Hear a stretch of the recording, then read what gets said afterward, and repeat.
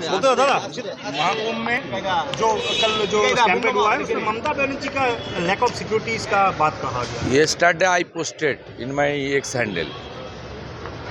ये राजनीति करने का टाइम भी नहीं है।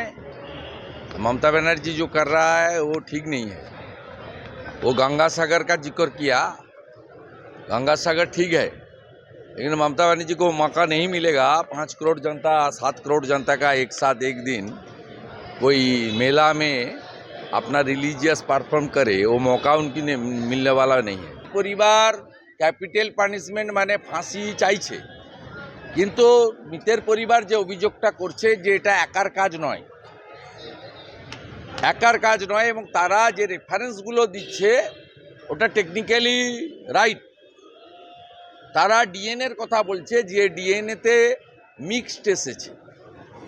মিক্সড মানে পার্টিকুলার একজনের নয়, সঞ্জয়ের মিলে থাকতে পারে কিন্তু মিক্সড।